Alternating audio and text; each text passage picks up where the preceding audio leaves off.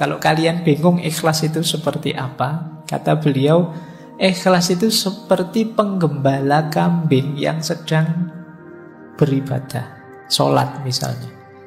Penggembala kambing itu ketika dia sholat ibadah, di samping gembalaannya, dia tidak pernah mikir yang lain. Dia tidak pernah mikir ini nanti kambing-kambing muji saya apa anu saya, enggak.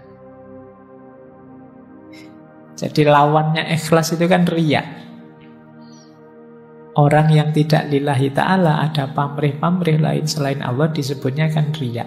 Ini penggembala kambing ini tidak mungkin riya. Oh, biasanya kan penggembala kambing itu adanya jauh di tempat-tempat di mana bisa kambing dapat minum, dapat makan, jauh dari keramaian. Penggembala kambing itu kalau beribadah, dia tidak mikir pamer. Mau pamer pada siapa? Tidak ada siapa-siapa. Adanya ya cuma kambingnya.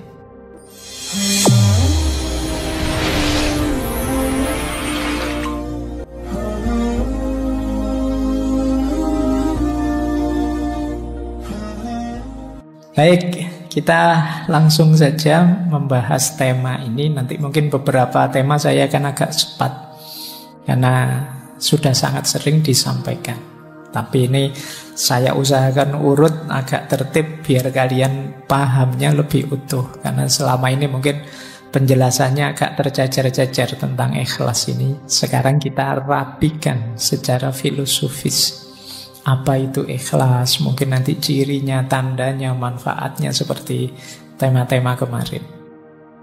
Ikhlas ini bisa dikatakan puncaknya keberagamaan. Nanti kita lihat kenapa bisa begitu. Baik, bismillah. Saya awali dari definisi dulu, biar lebih paham. Kata ikhlas, ya, dia bentuk masdar dari akhlaso yukhlisu ikhlason. Jadi ini artinya bersih, murni, jernih. Tapi kalau ikhlas ini beda dengan sofa. Kalau sofa itu bersih yang memang aslinya bersih. Jadi misalnya ada air putih, bersih, jernih, itu namanya sofa. Tapi kok air ini sudah tercampur apa? Kemudian kita pisahkan campurannya dan dia kembali bersih, itu ikhlas namanya. Jadi itu bedanya ikhlas dengan bersih biasa. Jadi semula dia terkotori, tapi terus kita bersihkan. Setelah kita bersihkan, dia statusnya ikhlas. Tapi kalau yang murni asli belum terkena apa-apa, itu namanya sofa. Bahasa Arabnya begitu. Nah ini jadi kata dasar ikhlas itu berarti maknanya adalah bersih, jernih, setelah sebelumnya dia terkontaminasi atau terkotori. Baik, jadi ini harafiahnya itu. Oleh karena itu nanti definisinya para ulama ya seputar itu. Termasuk ketika ikhlas ini dikaitkan dengan bersihnya hati. Jadi berarti nanti kalau pakai definisi kata-kata tadi, ikhlas itu berarti bersihnya hati dari apapun selain Allah. Kok ada yang selain Allah masuk dalam batin kita? Nah, saatnya kita bersihkan. Setelah bersih, disitulah maka namanya ikhlas. Ini nanti bisa kalian pakai sebagai argumen kenapa sih surat Al-Ikhlas itu tidak ada satupun kata-kata ikhlasnya, tapi disebut Al-Ikhlas. Karena dalam surat Al-Ikhlas itu sangat ditegaskan kebersihan jiwa kita dari apapun selain Allah. Jadi kul huwallahu ahad, Allahus somad. Allah lah satu-satunya tempat bergantung. Jadi makanya suratnya disebut surat Al-Ikhlas. Fokus hanya pada Allah saja yang ada. Meskipun kalau dalam bahasa Indonesia kan ikhlas itu kemudian agak geser maknanya. Ikhlas itu artinya merelakan, melepaskan, itu ikhlas. Jadi kalau misalnya barangmu hilang, sepedamu hilang, terus orang bilang ikhlaskan saja. Nah, ini kalau dalam bahasa Indonesia ya enggak apa-apa, makna itu kan sesuai yang disepakati. Jadi kalau di Indonesia kata ikhlas agak berbeda konotasinya. Makanya kalau ada yang tanya, orang bilang mari kita ikhlas, ini ikhlas versi bahasa Indonesia atau versi bahasa Arab? Kalau versi bahasa Arab hubungannya dengan jernihnya jiwa. Tapi kalau versi bahasa Indonesia hubungannya dengan merelakan. Ya kalau kamu punya sesuatu diambil orang, relakan saja. Kalau kamu dapat apa kok terus hilang, relakan saja. Itu ikhlas versi Indonesia. Ya tidak salah, memang nanti bisa dihubungkan dengan itu, meskipun intinya tidak itu. Baik, di situ saya bawakan kemudian definisi istilahnya yang disepakati. Yang pertama dari Imam Ghazali, yang kedua dari Imam Qushairi yang menulis Risalah Qushairiyah. Dan definisi ini mungkin yang sering teman-teman dengar. Jadi kata Imam Ghazali, ikhlas itu adalah apa yang ada dalam tujuan amal murni untuk mendekatkan diri pada Allah saja. Jadi ikhlas itu tujuan. Kita melakukan sesuatu yang tujuannya Allah saja, tidak ada yang lain, tidak ada keuntungan apapun yang kita inginkan selain ridhonya Allah saja, itulah ikhlas. Nah, Imam Qushairi juga mendefinisikan dengan kalimat yang mirip saja. Ikhlas itu penunggalan al-haq dalam mengarahkan semua orientasi ketaatan untuk mendekatkan diri hanya kepada Allah semata. Maksudnya sama, tujuannya Allah saja. Ada banyak definisi para ulama, tidak saya bawa semua. Intinya maksudnya sama. Jadi kita beramal, berorientasi dalam beragama itu hanya Allah saja. Jadi memang tujuan kita Allah saja. Kok ada tujuan? Lah berarti tidak mikir dunia sama sekali. Dunia difikirkan, diolah, dikelola, kita hidup di dalamnya dalam rangka menuju Allah. Semuanya kita jadikan kendaraan menuju Allah. Nah, berarti saya tidak kerja Pak, ya kerja. Cuma kerja dan hasilnya dipakai untuk mendekat pada Allah. Berarti saya tidak perlu belajar ilmu ini, ilmu itu, atau Pak, ilmunya tetap ilmu ikhlas saja. Ya enggak, ya tetap belajar apapun yang kamu butuhkan, kamu perlukan, tapi nanti jadi kendaraanmu untuk tambah dekat pada Allah. Jadi ini orang yang ikhlas.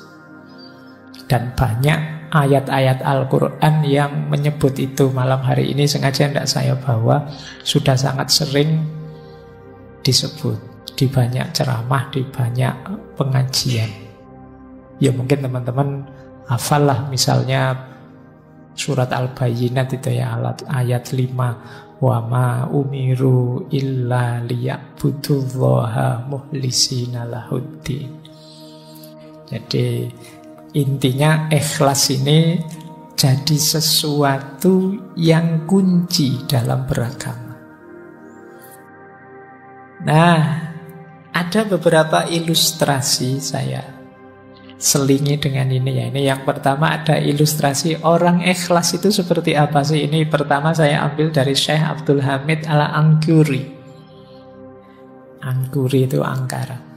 Kata beliau, sebagian ahli hikmah berpendapat kalau kalian bingung ikhlas itu seperti apa, kata beliau, ikhlas itu seperti penggembala kambing yang sedang beribadah, sholat misalnya.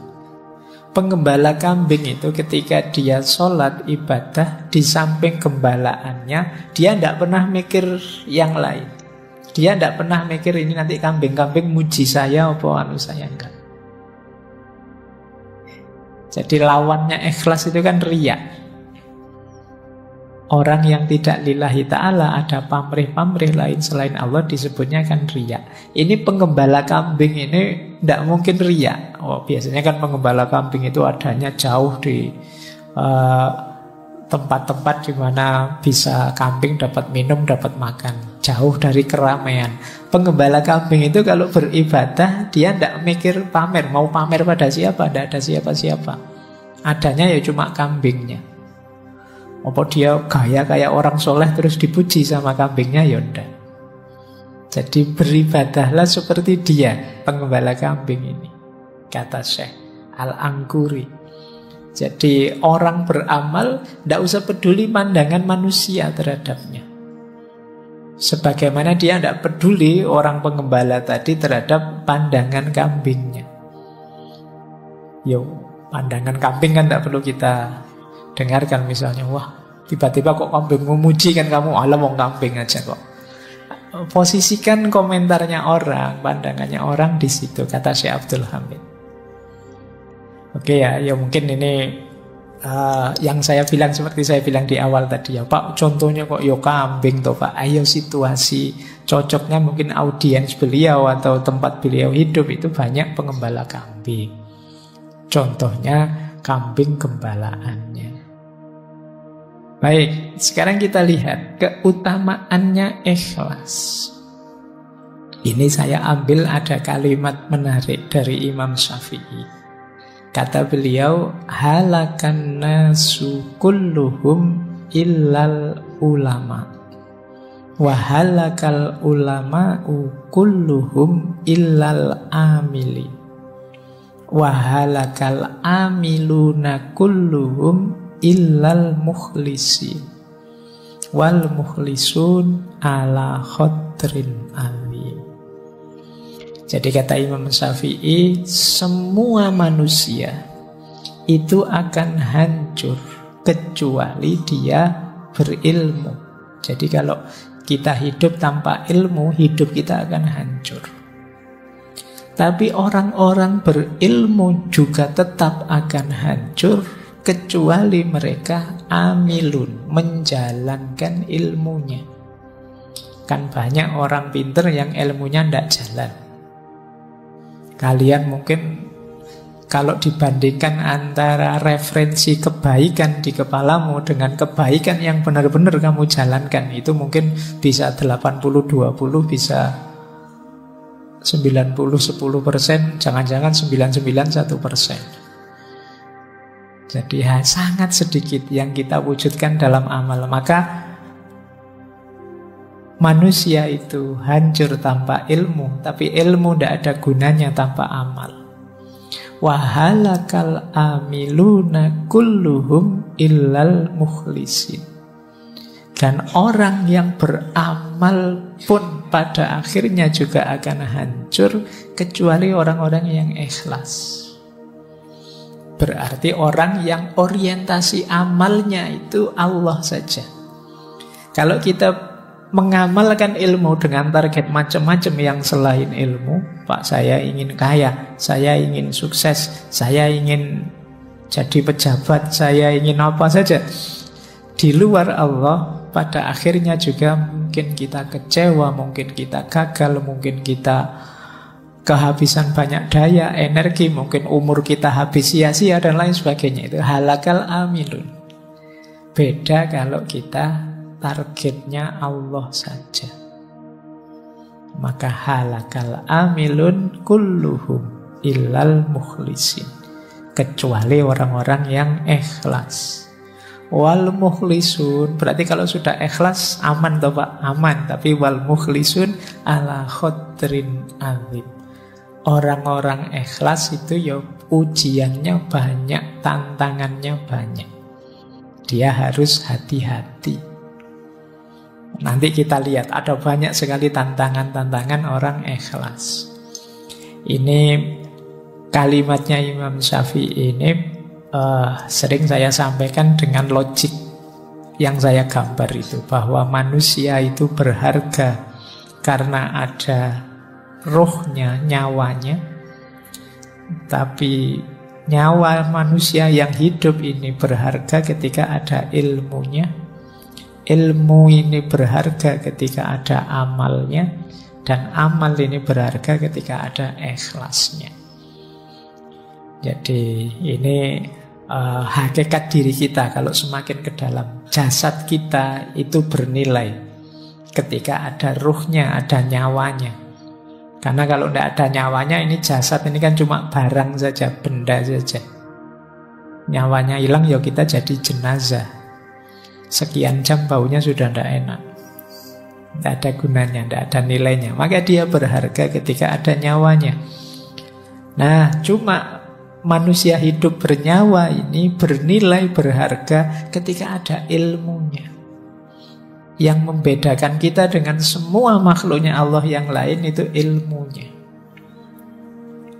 Tapi ilmu ini juga berharga, bernilai ketika ada amalnya. Buat apa ilmu yang teoritis saja, dihafalkan saja, numpuk sebanyak itu di perpustakaan, gunanya apa? Tidak ada harganya kalau tidak ada amalnya. Bayangkan Indonesia ini memproduksi berapa banyak konsep, berapa banyak teori. Dari kalian saja yang mahasiswa, coba dihitung. Di kampus saya UIN itu setahun 4 kali wisuda. Setiap kali wisuda 500-an orang. Berarti 2000 satu tahun. 2000 itu semuanya bikin skripsi, tesis, disertasi. Bayangkan kalau setiap skripsi, setiap tesis tadi menyumbangkan sesuatu untuk hidup kita berbangsa, bernegara, beragama. Kontribusinya adalah kecil saja dari satu skripsi. Dari kampusku saja 2000 kontribusi setiap tahun. Ditambah kampusmu, ditambah kampus yang lain, berapa ribu kampus di Indonesia ini. Oh, itu kalau ada dimensi amalnya semua, Indonesia ini jaya sudah. Luar biasa. Cuma ya kan kalian tahu sendiri kan pada akhirnya skripsimu itu yang numpuk di perpustakaan. Isinya juga begitu-begitu. Nanti ditiru adik kelasmu. Iya. Ya sekarang ada Turnitin tidak bisa jiplak, tapi kan ya kamu sudah pinter ganti kalimat. Apalagi saya kemarin ada yang cerita itu ada trik-triknya Pak biar tidak terdetek oleh Turnitin. Ya. Ya wis pintermu memang di situ. Jadi ya makanya akhirnya ya apa kalau bahasa agama jadi ndak barokah ilmumu. Cuma numpuk di perpustakaan. Kamu juga saya yakin waktu nggarap skripsi kan ndak terbersit nawaitu ilmu lillahi ta'ala. Bayanganmu kan sepenting ndang lulus, sepenting cuma itu dok pikiranmu. Ndang dapat gelar, ndang tidak ditanya-tanya kapan lulus, pikiranmu itu saja, ya sudah. Ya kita memanen apa yang kita tanam. Apalagi level paling tinggi ikhlas. Jadi sudah diamalkan pun kita masih perlu ikhlasnya. Baik, ini keutamaannya. Nah, kalau digambar keutamaan ikhlas itu loh. Ikhlas itu bagian dari rute kita ilaihi roji'un, kembali kepada Allah. Jadi perjalanannya manusia di bumi ini kan sebenarnya bukan perjalanan kemana, tapi perjalanan kembali. Yang perjalanan itu awalnya adalah ikhlas. Ikhlas itu niat nawa itu untuk Allah saja. Jadi perjalanan kembali ke Allah itu kan perjalanan untuk Allah. Jadi titik tolaknya perjalanan hidup kita adalah niat yang ikhlas. Titik tujunya ya Allah, keridhoannya Allah. Jalannya, isinya amal soleh. Jadi amal yang ikhlas menuju ridhonya Allah. Ini mode hidup ideal kalau dalam Islam. Baik, jadi inilah gambaran keutamaannya ikhlas. Kita lihat sekarang komponennya. Kelihatannya sederhana, cuma lillahi ta'ala. Tapi ya implementasinya tidak sesederhana definisinya. Orang ikhlas itu pasti dalam dirinya ada 5 karakter itu. Zuhud, warok, syukur, sabar, dan tawakal.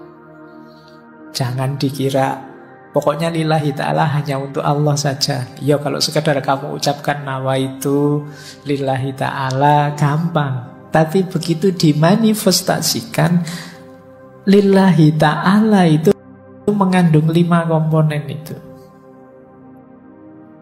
Jadi ada zuhudnya pasti. Zuhud itu kondisi jiwa yang sudah tidak lagi tergoda oleh dunia. Kalau kita masih tergoda oleh dunia, tidak mungkin kita bisa lillahi ta'ala. Pikiran kita mesti masih macam-macam. Jadi kalau ditanya lillahi ta'ala, mas, lillahi ta'ala kok saya karena Allah. Nanti begitu nilainya jatuh, wah kurang ajar, saya sudah. Berarti kamu tidak kuat dapat ujian itu. Wong yo cuma nilai saja ngapain sih? Iya Pak, tapi masa depanku yo. Jadi tidak mungkin kalau jiwa tidak zuhud, itu sulit untuk lillahi ta'ala. Karena dunia masih mudah menggodamu.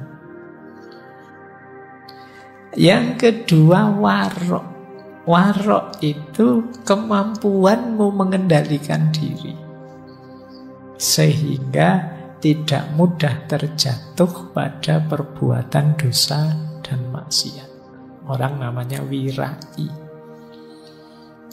Jadi misalnya, wah saya kalau datang ke sana ini nanti mesti diajak macam-macam sama temanku, nolaknya tidak enak. Sudahlah saya tidak usah datang saja. Ini kemampuan mengendalikan diri.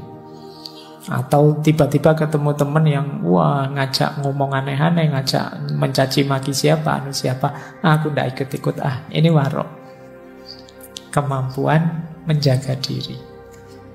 Sulit orang bisa lillahi ta'ala kalau dia tidak punya kemampuan mengendalikan diri. Jadi kalau dia mudah terseret arus, karena kita dituntut untuk fokus terus perjalanan kita menuju Allah terus. Kalau kita mudah terseret arus, ya rutenya bisa berubah. Harusnya menuju Allah itu bisa sampai mana-mana. Nah ini karakter kedua. Zuhud itu kondisi jiwa, warok itu kemampuan mengendalikan diri. Yang ketiga syukur. Orang bersyukur itu orang yang sadar bahwa apapun yang dia raih, kesuksesan, kenikmatan, keberhasilan apapun, sumbernya Allah saja, maka aku terima kasih pada Allah. Ini syukur. Tidak mungkin orang bisa ikhlas kalau menganggap bahwa akulah yang mampu, akulah yang bisa, meskipun tanpa pertolongan Allah. Ya orang yang seperti ini ya orang sombong namanya. Merasa mampu, merasa bisa, merasa benar, merasa besar. Orang yang tidak bersyukur, perjalanannya lillahi ta'ala pasti terhalang. Yang menghalangi siapa? Dirinya sendiri.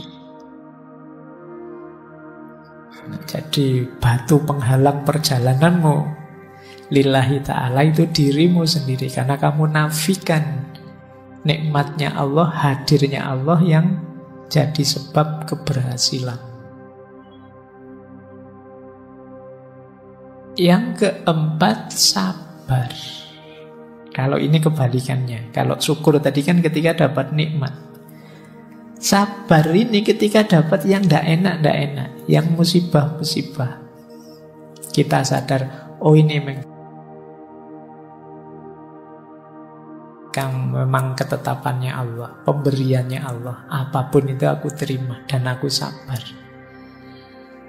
Nah, jadi ya lawannya sabar ya orang yang ingkar, orang yang tidak terima di nas buruk, dapat jatah yang tidak enak. Kadang-kadang orang itu ada yang ketika dapat musibah ingat Allah malahan, tapi ketika dapat nikmat lupa pada Allah. Sebaliknya ada orang ketika dapat nikmat ingat Allah, ketika dapat musibah justru marah-marah lupa pada Allah. Nah, saya tidak tahu kalian orang yang tipe mana, atau dua-duanya tidak ingat Allah. Kalau pas lagi dapat musibah ngamuk-ngamuk, dapat senang terus senang-senang ekstase lupa sama Allah. Nah, orang ilaihi roji'un, orang lillahi ta'ala, itu dia pasti punya karakter syukur, punya karakter sabar. Yang kelima, tawakal. Kalau tawakal ini pasti ini sering diidentikan ikhlas itu ya tawakal. Memasrahkan semuanya pada Allah. Cuma ada bedanya, karena tawakal itu sikap batin setelah ikhtiar dijalankan, baru tawakal. Jadi kalian dikasih tugas dosen, sudah dikerjakan semaksimal mungkin, dikumpulkan, nanti dapat nilai berapa, saatnya tawakal. Tapi kok dapat tugas dari dosen, Mas kok tidak ngumpul, saya tawakal saja Pak. Itu tidak masuk namanya tawakal. Belum ngapa-ngapain sudah tawakal. Jadi nah ini komponennya ikhlas itu jiwa yang tawakal, tapi setelah ikhtiar, tidak sebelum ikhtiar. Belum berusaha apa-apa kok sudah tawakal. Belum nembak kok sudah pasrah. Sudahlah, terserah Allah saja. Kalau jodoh ya nanti datang, kalau tidak jodoh ya oh itu namanya bukan tawakal. Ya diikhtiari. Kalau tidak jodoh, pasrahkan pada Allah. Kan gitu, kamu logikanya kebalik. Jadi sejak awal sudah bilang, belum apa-apa sudah bilang, biar aja Pak, nanti kalau jodoh ya ketemu-ketemu sendiri ya. Keliru rumus tawakalnya di depan. Jadi niatnya lillahi ta'ala, diupayakan semaksimal mungkin, kalau meleset pasrahkan pada Allah. Itu namanya tawakal. Orang ikhlas pasti tawakal. Oke, jadi ayo kita perhatikan, karena ini bulan ini temanya muhasabah, sejauh mana kualitas zuhud, warok, syukur, sabar, tawakal hidup dalam diri kita. Jadi saya yakin ada, ya saya tidak tahu berapa persen. Mungkin ada yang masih wujudnya sudah agak besar, mungkin ada yang kecil sekali, mungkin ada yang tidak kelihatan. Mungkin dalam diri kita kezuhudan itu, kewaroan itu, rasa syukur, sabar, tawakal. Kalau hidup semua dan fungsional, hidupmu akan tenang. Ini orang yang benar-benar mukhlisin, hidup memang lillahi ta'ala. Oke ya, sekarang masuk ke teorinya. Yang pertama, teori pertama tentang tingkatan ikhlas. Ini saya ambil dari syarahnya kitab Hikam. Ini saya ambil dari Minahul Qudsiyah. Ini syarah dari Syekh As-Sarqawi terhadap kitab Hikamnya Syekh Ibnu Athaillah.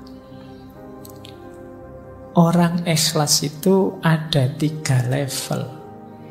Level awam yaitu ikhlasul ibad, ikhlasnya ahli ibadah. Ada jenis khawas, ini ikhlasul muhibbin. Dan ada istimewa, khawasul khawas, ikhlasul arifin. Jadi level ibad ini level ahli ibadah. Ini pun sudah luar biasa. Ikhlasul ibad itu ketika orang beribadah pada Allah tidak riya sama sekali, tujuannya memang Allah saja, ingin dapat pahala, ingin selamat dari siksa. ini juga sudah ikhlas. Jadi kalau ada yang tanya, Pak, kalau saya ibadah lillahi ta'ala tapi ingin dapat surga, tidak ingin masuk neraka, apa masih disebut ikhlas? Masih. Ini level ikhlasul ibad. Jadi tidak apa-apa, kalian jangan pesimis. Kan kadang-kadang ada yang bilang, saya melampaui surga neraka langsung Allah saja. Padahal yo pikiranmu masih sholatnya bolong-bolong aja, gayanya ngomongnya ngono. Nah, level ikhlasul ibad itu tidak apa-apa kamu menuju ingin selamat di akhirat, ingin menghindari neraka. Yang penting tidak riya. Jadi tujuannya memang Allah saja dan ingin diberi itu oleh Allah. Itu tetap masuk kategori ikhlas. Jadi yang pertama ini jenisnya. Ada lagi lebih tinggi, yaitu ikhlasul muhibbin. Ikhlasul muhibbin itu ikhlasnya para pecinta. Kalau ini ikhlas lillahi ta'ala, tidak tergoda lagi oleh surga, neraka, pahala, dan siksa. Tujuannya ingin dekat saja dengan Allah. Dulu kita belajar sufi perempuan Robiah Al-Adawiyah, itu kan banyak gambarannya ikhlasul muhibbin. Ya Allah, kalau ibadahku ini karena ingin surga, jauhkan aku dari surga. Kalau aku ibadahku karena takut neraka, masukkan aku ke neraka. Karena dia tidak fokus ke situ, fokusnya ke Allah saja. Jadi ingin dekat dan selalu bersama, ingin mengagungkan Allah. Ini levelnya mahabbah. Ini sudah luar biasa, makanya disebut khawas. Itu pun ada yang lebih tinggi ternyata, ikhlasul arifin.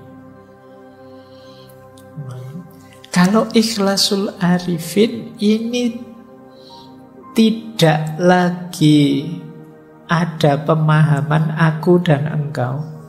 Kalau masih aku mencintaimu, itu kan masih ada aku, masih ada engkau.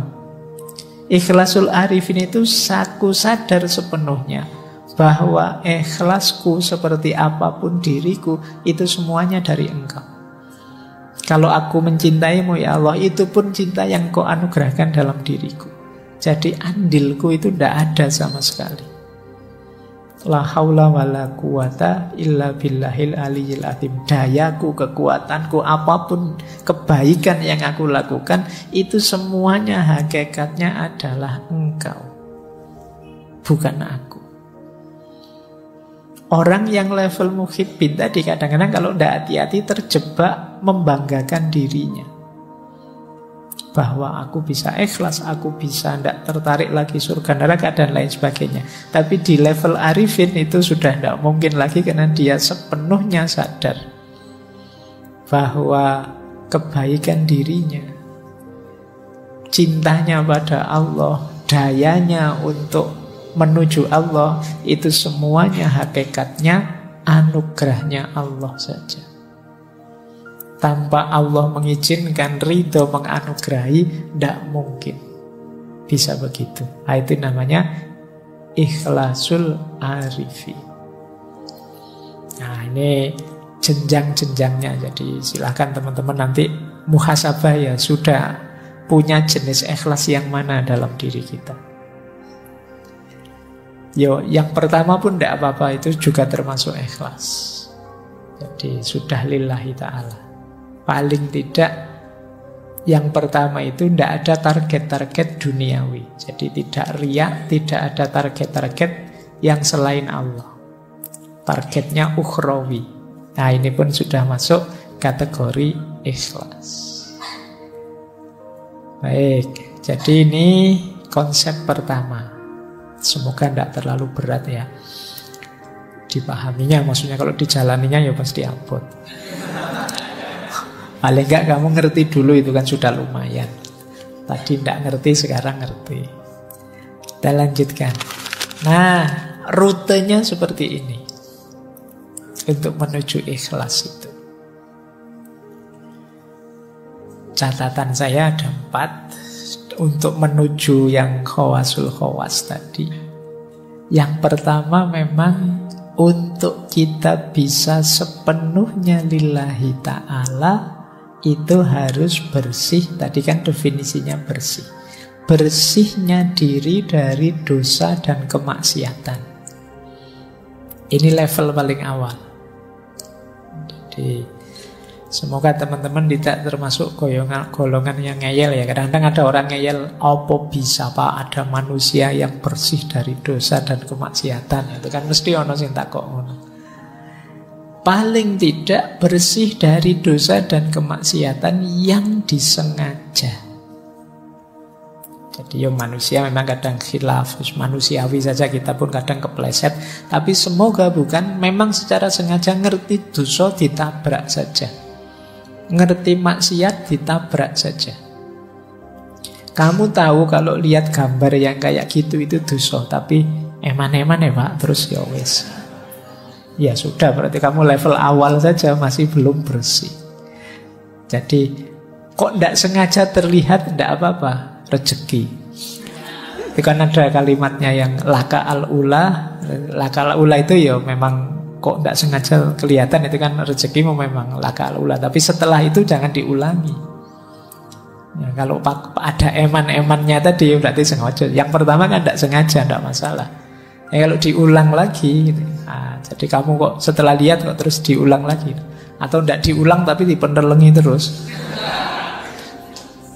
Saya tidak ngulang kok Pak, ya tak lihat tapi ya suwi nontonnya padha wae.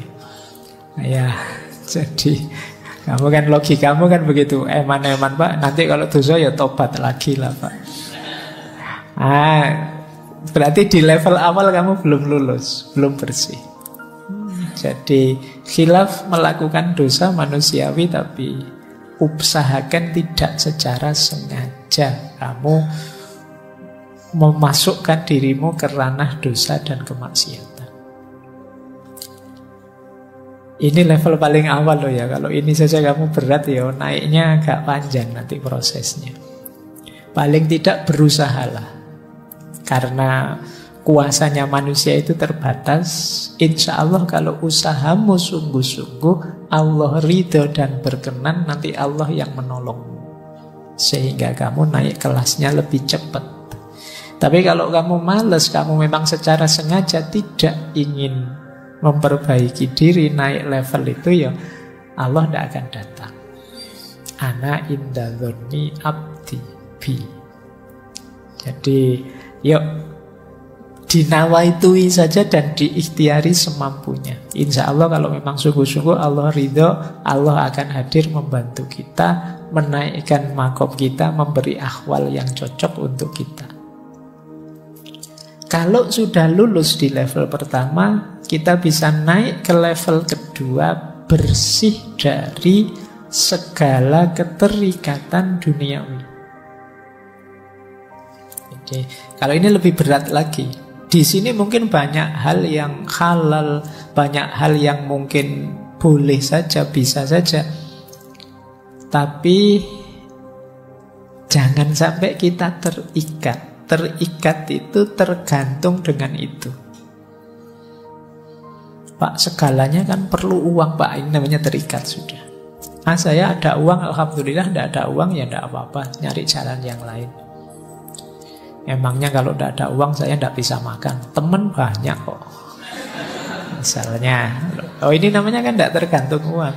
Tapi sama teman juga jangan tergantung. Jadi kalau tergantung ya sama, dari satu keterikatan ke keterikatan yang lain. Jadi ayo kita lepaskan diri dari tidak tergantung. Itu bukan berarti dibuang loh ya. Tidak tergantung itu tidak mempengaruhi kondisi kita, keimanan kita, keistiqomahan kita dalam kebaikan. Ini namanya tidak tergantung. Makanya ada ayat yang bilang bahkan amwalukum wa auladukum fitnah. Hartamu, anak-anakmu bisa jadi fitnah. Kalau itu membuatmu melekat, tergantung, sehingga engkau berjarak dari Allah, sehingga engkau terhijab dari Allah. Ketergantungan kita satu-satunya yang sah hanya Allah saja. Allahus Somad. Jadi Pak, pokoknya apapun yang terjadi, saya harus lulus semester ini misalnya. Itu nanti hati-hati bisa jadi ketergantungan. Boleh kamu punya nawa itu begitu, tapi yo, kalau memang jalannya berhadapan dengan halal haram, baik buruk, jangan diterjang saja. Kalau kamu terjang saja ketergantunganmu, itu namanya sudah tergantung. Orang tergantung itu kan apapun yang terjadi saya harus di situ, saya harus itu. Tidak peduli halal, tidak peduli haram, tabrak saja. Yang penting calonku jadi. Meskipun aku bikin hokkah, bikin anukah, ini sebenarnya nama dari ketergantungan. Kamu memaksakan diri harus itu namanya ketergantungan. Pokoknya harus orang ini yang jadi presiden, atau harus calon ini. Ini sama, cara berpikir melekat ketergantungan. Tapi kan orangnya memang baik, iya tidak masalah. Kamu mendukung dia atau membela dia tidak apa-apa. Tapi jangan sampai ke level ketergantungan. Harus dia, apalagi sampai kamu halalkan segala cara. Ini level 2. Level 3 ini agak berat lagi. Bersihnya diri dari ego kita sendiri. Jadi dari aku tadi. Aku yang pinter, aku yang ngerti, aku yang hebat, aku yang bisa ini, aku yang bisa itu. Keinginanku ini, keinginanku itu, cita-citaku ini, cita-citaku itu. Ini aku, ini agak berat perangnya. Makanya levelnya atas itu, level 3. Perang paling berat itu perang melawan diri kita sendiri. Melepaskan diri dari ketergantungan di luar diri lebih mudah daripada ketergantungan pada ego kita sendiri. Ini juga harus ditaklukkan. Kalau yang nomor 3 sudah takluk, insya Allah kita cepat segera masuk ke yang nomor 4. Allah saja satu-satunya yang jadi fokus perhatian kita. Baik, ini diingat-ingat ya rutenya 4 ini. Saya lanjutkan, malam ini materinya agak banyak. Kalau masih belum tertangkap, diulang lagi boleh. Direnungi setiap slide-nya. Nah ini materi panjang harus saya ringkas. Nah, ikhlas itu karakternya adalah tersembunyi. Hanya yang ngalami dan Allah yang tahu dia ikhlas atau tidak. Maka kita tidak bisa memberi label orang, nuduh orang dia tidak ikhlas atau wah dia sudah ikhlas. Jadi ini salah satu cirinya ikhlas.